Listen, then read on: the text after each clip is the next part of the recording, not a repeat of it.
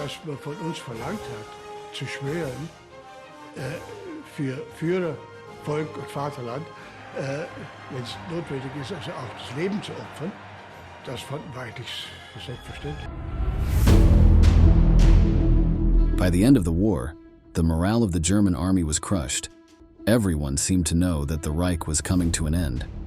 But there was a group of citizens who did not share this mentality. The Hitler Youth was made up of children and teenagers, in some cases far from the age of majority. But what they lacked in experience, they made up for in fanaticism. They had been indoctrinated from a young age to superimpose the ideas of the Nazi Party over even their own lives, and they had become the staunchest defenders of the Reich.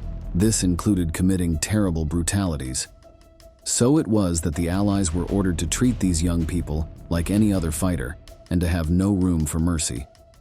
Today, in this new episode of Military History, we will tell you all about how the Hitler Youth killed and died.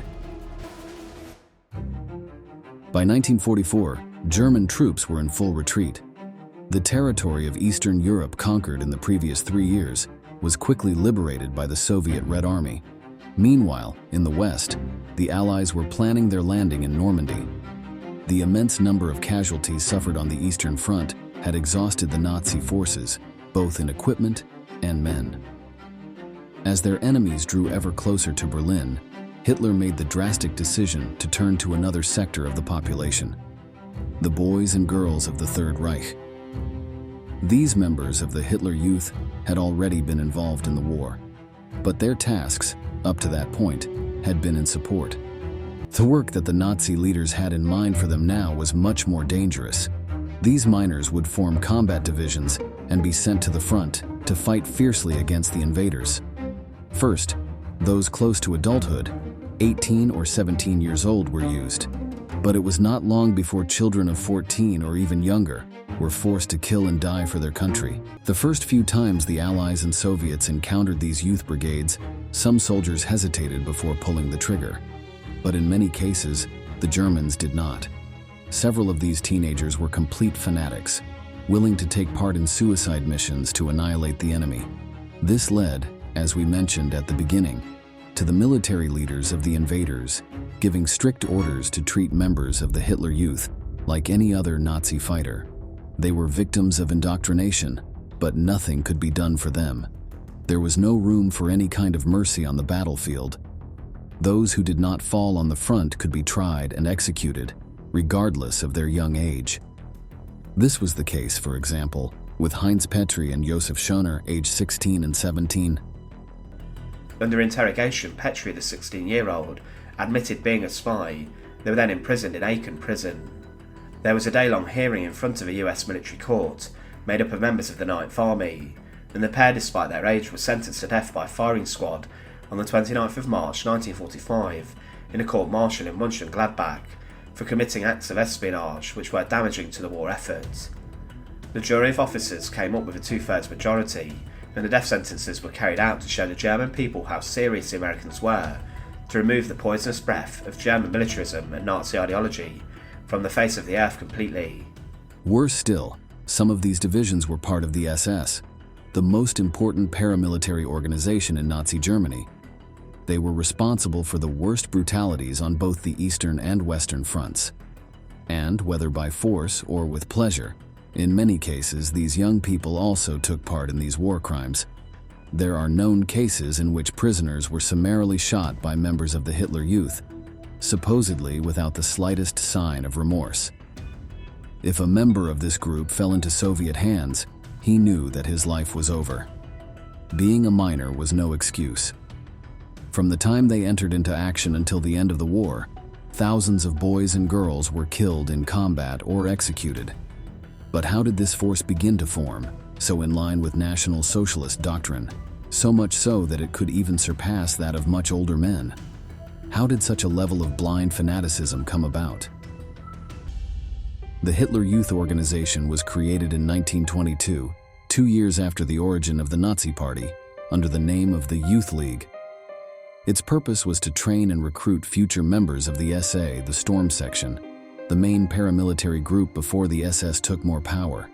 Clearly, only the Aryan population was allowed to join. From the age of 10 and until they reached the age of majority, children affiliated with this group were indoctrinated in the policies and ideologies of the party. By 1930, under the name by which it would be known during the war, the organization had about 25,000 members, and the following year, it became officially part of the SA. In 1933, when Hitler came to power in Germany, the Hitler Youth had an incredible increase in its membership, having almost 2.5 million children in its ranks. But it was not only because of the people who signed up. In many cases, they absorbed other youth organizations, sometimes by force. They became the only association for minors in the country, while their numbers grew exponentially. Children who were not members were harassed by various sectors of society. They were mocked by students and teachers alike, and might not receive their graduation diploma, which also kept them from studying at university. Employers had the right to reject them as apprentices, and they were excluded from sports teams. All of these factors created immense pressure to join the organization. However, in 1939, just months before the start of World War II, conscription became mandatory. Parents who refused to enlist their sons and daughters were investigated by the authorities and often arrested. The Nazi leaders saw members of the Hitler Youth as representatives of the Aryan future of the Reich, and so the ideology of the party was taught to them as soon as they joined. Weekly meetings were held where the older members read Nazi texts to the younger members. Among them was Mein Kampf, or My Struggle, the book written by Adolf Hitler himself. It was not long before ideas of racial superiority over Jews and Slavs were engraved in the young minds. They were also taught the uselessness of Christianity and the church, and they even organized to speak at meetings of these groups. Above all, the idea that the Reich must survive, even if it meant their deaths, was repeated ad nauseum. As war approached, military training began to be added to the curriculum. Common weapons and their use were taught, as well as basic combat tactics and strategies. Physical ability began to take precedence over academics. These young men were gradually molded into fanatical soldiers, willing to die for the Führer and the 1,000-year Reich. Although not all members shared this fervor for the party, the harassment they suffered from the most indoctrinated kept them silent and remained part of the organization. World War II began on September 1, 1939, with the German invasion of Poland.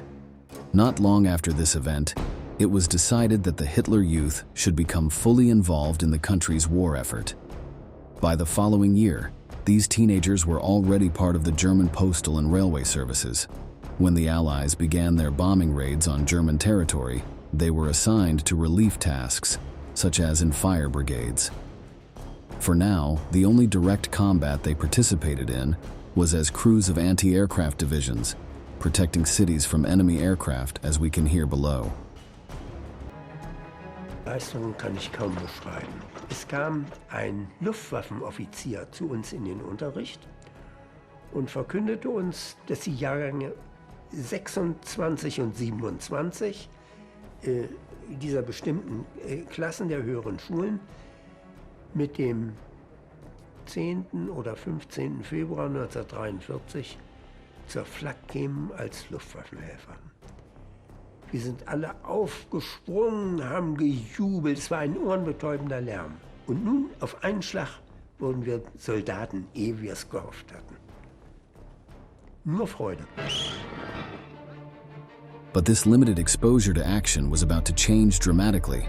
By 1942, the war had dragged on longer than Nazi leaders had expected.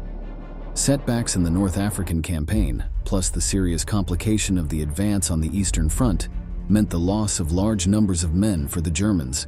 So some high-ranking officers, such as SS Chief Heinrich Himmler, began to consider members of the youth as military reserves. In early 1943, Hitler approved the creation of a combat division made up entirely of members of the organization, aged 17 or 18. Their training soon began, where the ideas of cruelty and sacrifice learned in the previous years were put into practice. By 1944, their training was complete. Party leaders were impressed by the bravery and high morale displayed by its members and by the enthusiasm with which they expressed their ideology. It was decided that their baptism of fire would be in one of the most famous and bloodiest operations of the entire conflict, the Normandy landings. On June 6, 1944, the Allies invaded the French coast. It was here that the new division first encountered its enemy, made up mostly of British and Canadian soldiers. The bravery and courage of the children and teenagers astonished the invaders, throwing themselves fearlessly upon the tanks and destroying 28 of them. But the Allies' superior training and tactics soon proved too much for the young Nazis. Before the assault on the beaches was over, they had lost 3,000 soldiers. By the first month of fighting, the division had suffered 60% casualties, killed and wounded.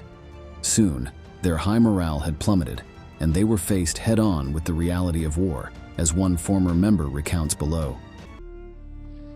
Ich hatte 4 Freunde, mit denen wir hingegangen sind.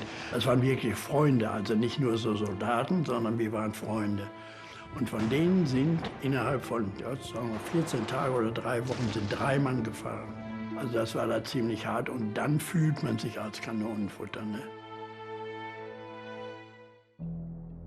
Even so, they continued to fight against the Western powers with ferocity. But this was not the only front Germany had to deal with. After their famous defeat at Stalingrad, the Germans had been beaten back, closely pursued by the Soviet Red Army. To make up for the numerous losses, the Hitler Youth began recruiting boys and girls of increasingly younger age. It was not unusual to see 14-year-old fighters, while those of 10 or 12 played support roles. The Russians, however, did not usually pay attention to this. From the beginning of their offensive, they were dominated by their thirst for revenge, wanting to repay the Nazis for the brutalities suffered on their territory. There were cases where, when a young member of these organizations fell into Soviet hands, the soldiers would give him just one blow and send him to his mother. But on many other occasions, his treatment was no different than that of any other prisoner of war. Large numbers of children were sent to forced labor camps and many died there. By 1945, war had come to Germany and the Nazis were desperate. For Hitler, the time had come for total war.